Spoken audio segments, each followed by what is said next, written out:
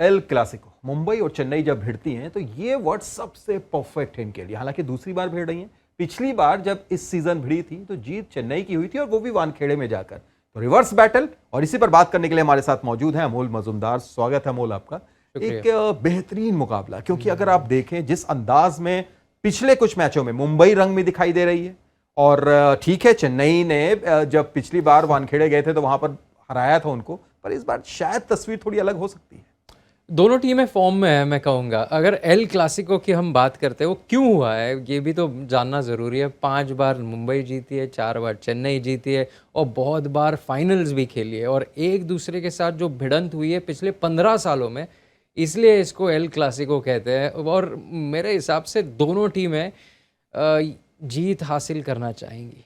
बेशक बहुत अहम मुकाबला है दोनों टीमों के लिए। आप पॉइंट्स टेबल के हिसाब से अगर देखें, दोनों टीमें इस 2 पॉइंट्स लेने के लिए भिड़ेंगी, और ख़ास तौर से मुंबई के लिए, क्योंकि मुंबई के लिए जिस तरीके की चीज़ें हैं इस वक्त, उनको हर एक मुकाबला बेहद इंपॉर्टेंट हो गया। हालांकि अभी भी वैसी स्थिति में नहीं है कि हर मुकाबला करो या मरो का है, लेकिन वो चाहेंगे कि 2 पॉइंट लेकर आगे बढ़ें। और इसके लिए क्या देख रहे हैं मोल आप? क्योंकि मुंबई में हमने एक चीज देखी है कि चेस तो बहुत अच्छा कर रहे हैं। पिछले मुकाबले में भी 200 प्लस चेस किया, उससे पहले भी अपने घर में 200 प्लस चेस किया, लेकिन रन कंसीड भी वैसे ही कर रहे हैं। 200 चेस क्यों कर रहे हैं? क्योंकि 200 रन दे रहे हैं, इसलिए चेस कर रहे हैं। तो मेरा एक सवाल है, और मैं शायद अगर एक एडवाइस देना चाहूँगा मुंबई इंडियंस को, वो ये होगी कि जोफ्रा आर्चर से पहली ओवर प्लीज़ कराइए।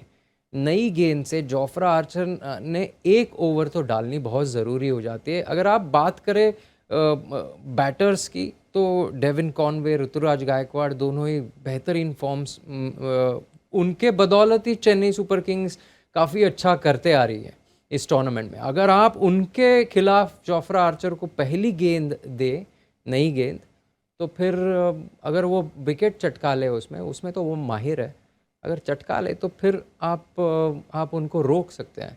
तो पहली ओवर आर्चर से करना बहुत ज़रूरी हो जाता है। बिल्कुल, लेकिन थोड़ी सी एक मजबूरी भी है उनकी, जो पिछले मैच में भी हमने देखा। हालांकि वो फायदा मिला नहीं, उनको रोक के रखते हैं। 3 ओवर रोक के रखा कि डेथ ओवर्स में लाएंगे, डेथ ओवर्स में कोई गेंदबाज है नहीं। अगर पीयूष चावला को आप छोड़ दें अमोल, तो इस पूरे सीजन चावला अकेले हैं जिन्होंने 15 विकेट लिया है, दूसरा कोई गेंदबाज वैसा दिख नहीं रहा। ये गेंदबाज इस सीजन में किस तरीके से अपने आप को मतलब दोबारा से प्रूव कर रहा है? क्योंकि पिछले सीजन किसी ने खरीदा नहीं था अमोल, और इस बार आप देखिए वानखेड़े में अच्छी गेंदबाजी, मोहाली में अच्छी गेंदबाजी, जहां जा रहे हैं 15 विकेट, और इकोनॉमी रेट भी अंदर है 8 के।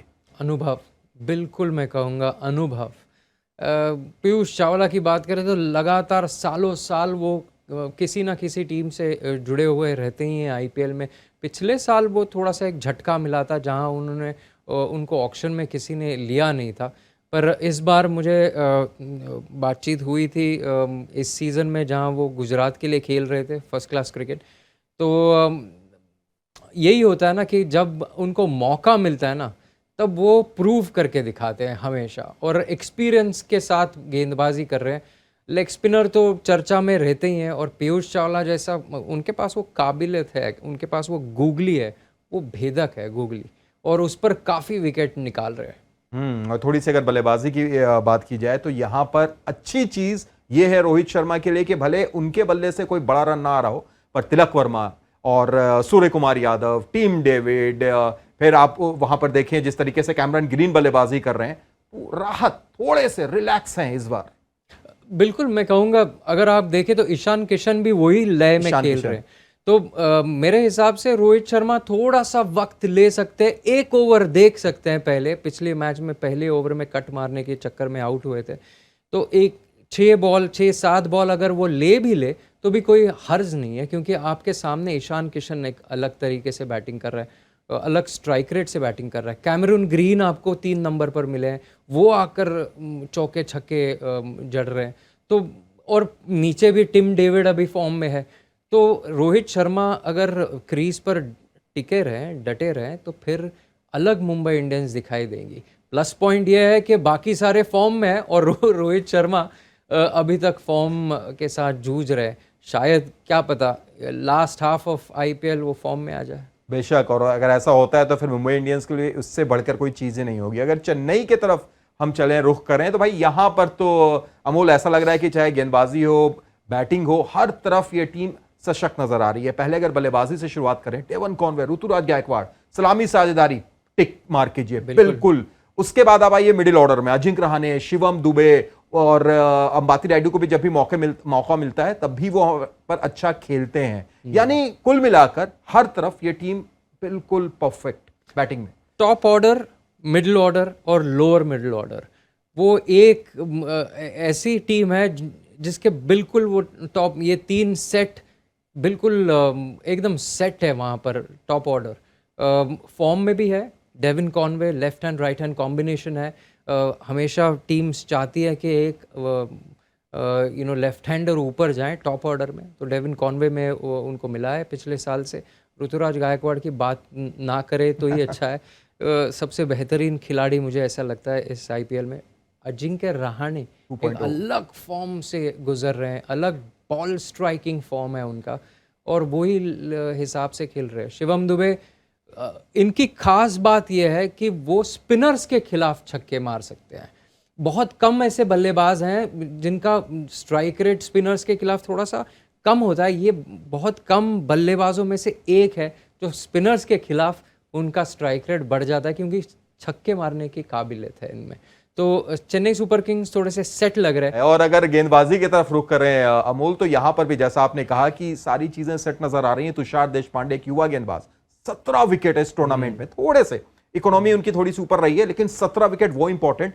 रविंद्र जडेजा एक अलग बतौर गेंदबाज इस बार ऐसा लग रहा है कि आगे से लीड कर रहे हैं स्पिन अटैक। रविंद्र जडेजा की बात करें तो इस साल अलग फॉर्म में नजर आ रहे, और एक खास बात मैंने नोटिस की है, इस साल वो थोड़े से हवा में तेज डाल रहे हैं, इसलिए वो परेशान कर रहे हैं, हर बल्लेबाज को परेशान कर रहे हैं। मिडिल ओवर्स में क्यों रविंद्र जडेजा इकोनॉमिकल भी है और इफेक्टिव भी है, तो इसका मतलब है कुछ ना कुछ चेंज किया होगा उन्होंने। और मेरे हिसाब से स्पीड में जो बदलाव किया है, हल्के से 2 किलोमीटर 2-3 किलोमीटर थोड़े से तेज़ डाल रहे हैं रविंद्र जडेजा। अमोल, आपने बोला कि कुछ बदलाव किया है, और ऐसे जब बात होती है, तेज गेंदबाजों की बात होती है, तो कहा जाता है कि भाई टेस्ट लेंथ की गेंद अगर आप T20 में भी डालते हैं, जो शमी करते आ रहे हैं, तो वो मदद मिलती है। क्या जाडेजा भी कुछ वैसा ही अंदाज में गेंदबाजी कर रहे हैं, खासतौर से जो उन्होंने मार्कस स्टोइनिस को बोल्ड किया था? बिल्कुल टेस्ट लेंथ, टप्पा खाती है, बाहर निकलती है और क्लीन बोल्ड। देखिए, इनकी खास बात क्या है, जब भी जितना भी मैंने खेला उनके साथ, खास बात यह है जब इनके हाथ से बॉल निकलती है ना, तो वो थोड़ा सा अंदर की तरफ मुड़ती है, राइट हैंडेड बल्लेबाज के अंदर की तरफ मुड़ती है, गिर कर फिर बाहर जाती है। बहुत मुश्किल होता है वो गेंद खेलना, बहुत ही मुश्किल। पहले शेन वॉर्न वैसे करते थे, उनको ड्रिफ्ट मिलता था, अंदर ड्रिफ्ट होता था, गिर कर बाहर। उसी लय में थोड़े से रविंद्र जडेजा डालते हैं। टेस्ट मैच की आपने बात की, टेस्ट मैच में अगर आप देखें तो विकेट टू विकेट बिल्कुल स्टंप में गेंदबाजी होती है, और फिर उनको LBW और बोल्ड काफ़ी मिलते हैं वहाँ से। अगर वहाँ से सीधी रह जाए तो LBW, तिलक वर्मा ने वैसे आउट किया था इसी IPL में उन्होंने, और बाहर निकले तो फिर मार्कस स्टोइनिस जैसी विकेट मिल जाती है।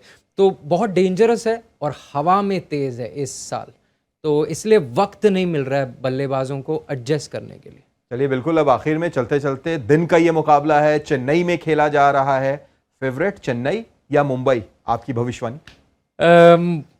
वैसे तो हूँ मुंबई का मैं, पर मैं कहूँगा इस मैच में चेन्नई का पलड़ा भारी है। यानी पीला समंदर एक बार फिर हावी रहेगा ब्लू समंदर के ऊपर में। बहुत बहुत शुक्रिया हमारे साथ जुड़ने के लिए, तमाम बातचीत के लिए। तो आप देख रहे थे ESPN cricinfo T20 time out Hindi.